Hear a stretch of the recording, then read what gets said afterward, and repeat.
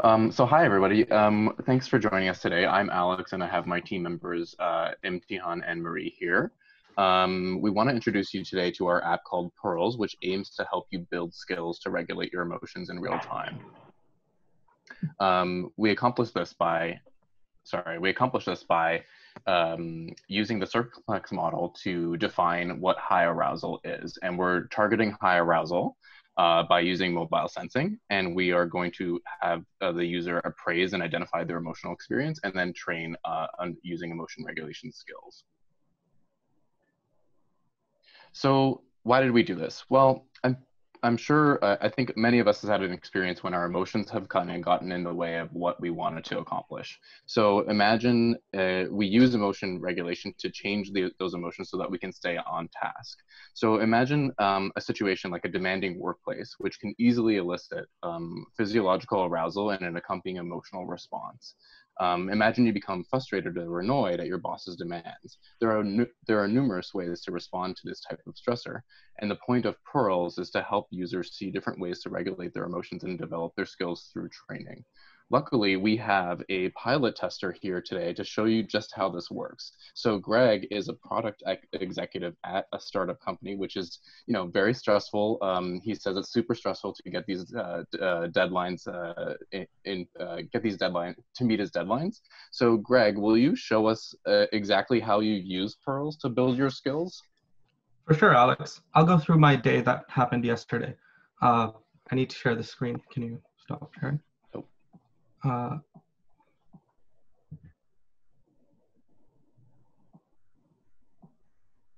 So yesterday I had a meeting with my team where we realized that we weren't going to meet the next deadline for our product release.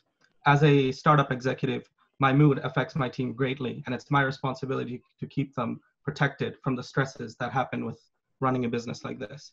So I just came back from a meeting into my room and I'm pacing around because I feel very agitated.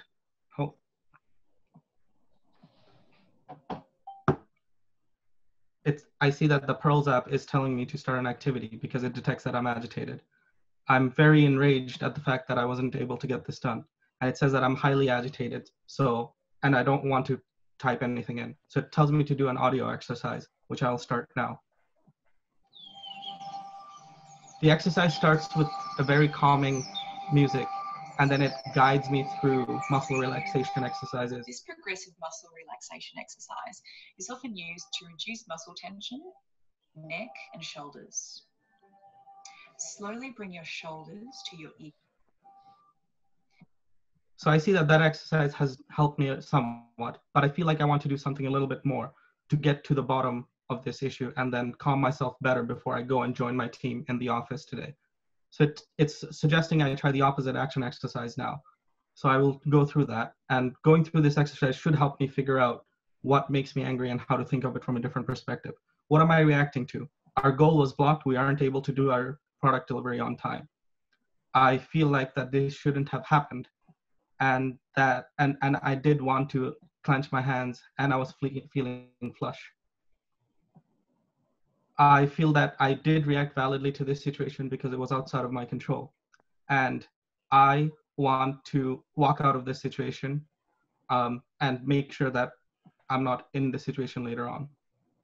But I want to feel differently. So I think I need to see the point of view of my developers who are hard at work every day.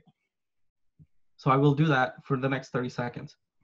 My team works very hard. Maybe the deadline was set too strict. Maybe they're trying to deliver a higher quality product. So they need a little bit more time to be able to make this delivery happen. Oftentimes, if a product is rushed out the door, it can end up costing the company in the long run. So I should think of the quality control aspects of it before moving on too. Great. It seems like that's really helped me calm down and I can join my team now.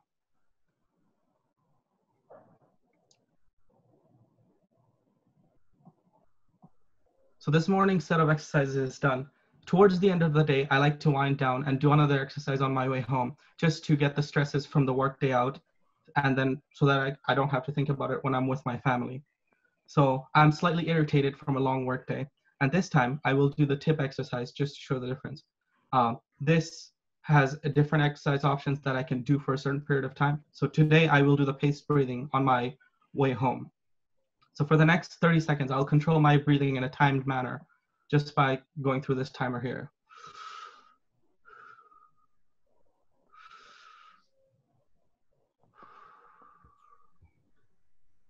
All right, that's really helped me calm down and de-stress after a long day of work.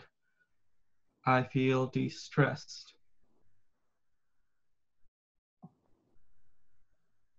I can now join my family. So now that I've done this, I can review some of the exercises I've done in the past to see how I'm progressing with this system. I see that my most recent exercises are at the top and they are color coded based on the type of actions that I did and the comments that I've made on them. And that's it. Thank you. All right. Okay. Can you share the screen, please? Yeah, sorry. Yes, thank you.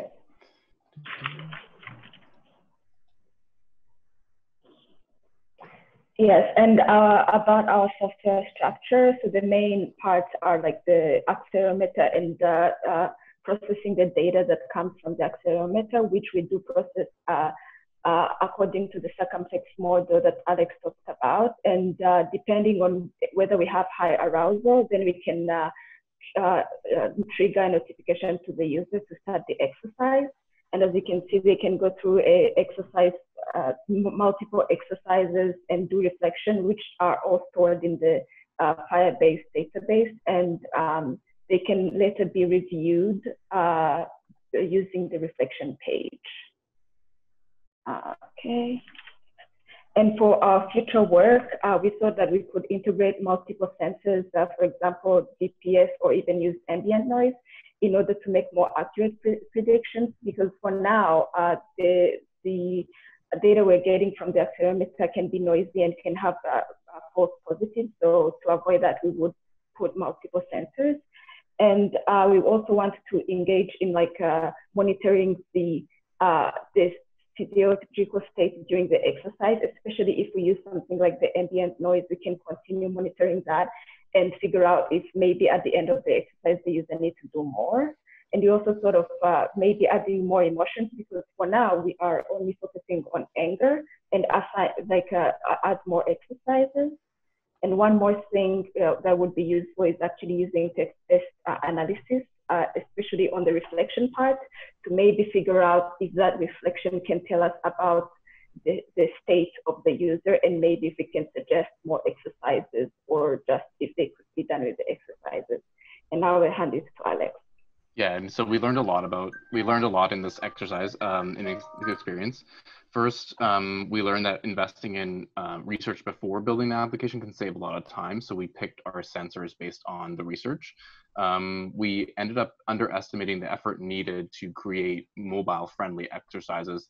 A lot of the exercises that came from DBT skills training are really text-based, and so we kind of underestimated how much work is needed to sort of ease that burden on users. And then the last thing is around architecture. We should be planning the architecture to the final stage, whereas we ended up having to rewrite some of the code based on what we wanted to do for each spiral, which kind of got in the way of planning for our last spiral. So kind of planning ahead in terms of what architecture we would use to avoid rewriting code is a good point. So we learned a lot from this experience, and despite these challenges, we really thank everybody for their comments. Yeah, you're well over time. Thanks. A few quick comments. One thing I'm forgetting to tell people, and I wish you'd done, is in the introduction you should say what your specialty is. Alex, what is your specialty? What is psychology, clinical psychology. And you have a license to practice psychology and a PhD. Yeah, that's sort of a good qualification. And the other two are programmers in ECE. But please, everyone else, don't forget to do that. A question about the triggers. I couldn't quite tell, Imtihan. You were talking to a blank screen of an Android phone.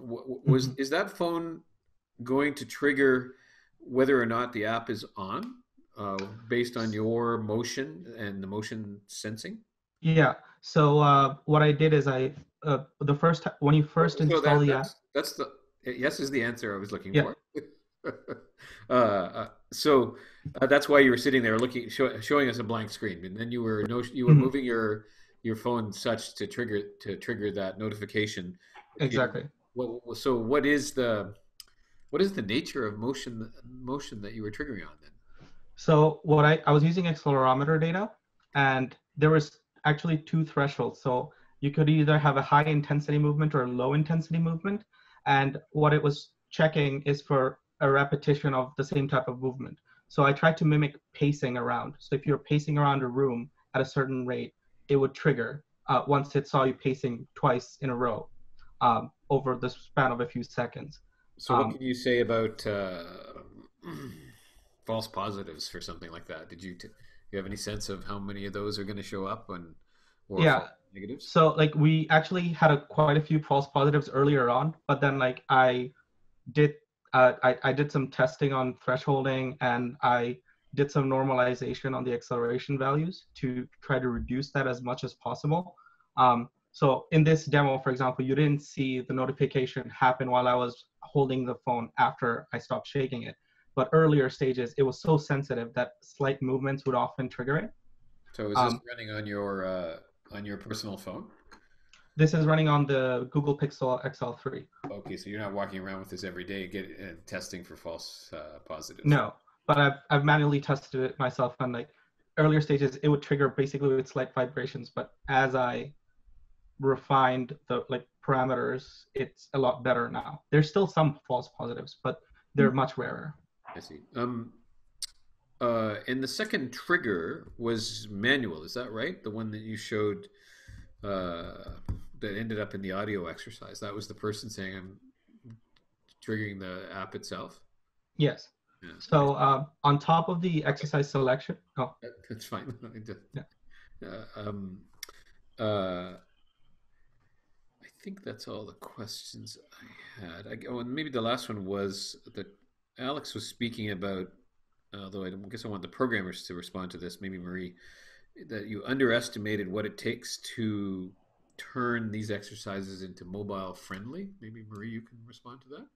Yeah, because most of the exercises that Alex had were so text-based, because they do have this manual that is really text-based, and it takes, that one he's showing. So we had to figure out how we can actually trim down the word choices to kind of make them shorter so that the user doesn't have to read through a lot of text, and also figure out how, because when we started with something like radio buttons or something, and we changed to a more text card view so that it at least looks a little bit mobile friendly and it's easier to read.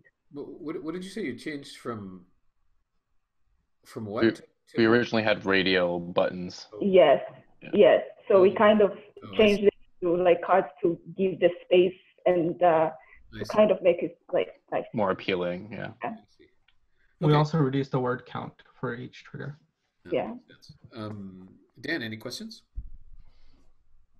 Yeah, so I recall in the beginning of the project, you guys were going to use heart rate data for arousal, and you're no longer doing that. So the accelerometer is now your mechanism of determining arousal, is that correct? Yeah. Yeah. Which we found during our review of literature, we found that accelerometer, GPS, and other other smartphone sensors can actually predict physiological arousal in just as well as heart rate. So, right. So the example of pacing is one of those, I suppose, activities that is indicative of arousal. Mm-hmm. Yeah. Okay. That'd be good, and something that I think should be clearly explained in the report. Okay. Yeah, just for the report. But great job, guys. It's interesting. You should keep working on it. Thank you. Kia. Yeah, so I have a question. I think it might be more related to the literature, but once you complete these activities, and let's say you were agitated and you completed an activity and you were less so afterwards, is there any usage of the data after the fact? Like how often you're completing the activities per day over time? and you can view your data and see that you're less agitated, I don't know, towards the end of the month or something like that. Is there any information in literature about how this can like affect you progressively? That's a good question. We know that people who do practice skills as part of the therapy that I've borrowed this from do get better over time. So I mean, that would be something good to incorporate. It's like how many times you did feel better, how many times you did where you did the exercise, things like that. Like those could be Right. useful indicators. Yeah. Great. Did that answer it or? Yeah. Thank you. Okay. Anyone else? Any questions? Hey, can you hear me? Yeah. Yep. Hey, so you're mostly working with DBT for after you have an emotional response. Does DBT say anything about strategies in order to interact with your environment to perhaps reduce the response, like how you might talk to colleagues or how you might structure something in a way to reduce the emotion to begin with? And if so, how could you add that into the app? It does have a whole section on like interpersonal stuff. I didn't think that far ahead because I've sort of been focusing on the emotion regulation section, which is like a huge section in itself. I assume like we could add in like communication exercises, like like how to be assertive versus passive or aggressive, basically. So we could do something like that too. Okay. Any other questions? I just had a brief question. I'm just curious, Alex, have you thought about piloting this in do you work in a clinic at CAMH or you do research? Have you thought about piloting it? I do mostly research at CAMH, but I'm also like clinically, I use DBT a lot. I'm not able to deliver the full DBT, obviously, because of where I work. But I would love to pilot this kind of thing. I think this is a small proof of concept that can sort of be built into a more comprehensive version that would help people kind of train their emotions in real time. So yeah. Cool. Very cool. Thank you.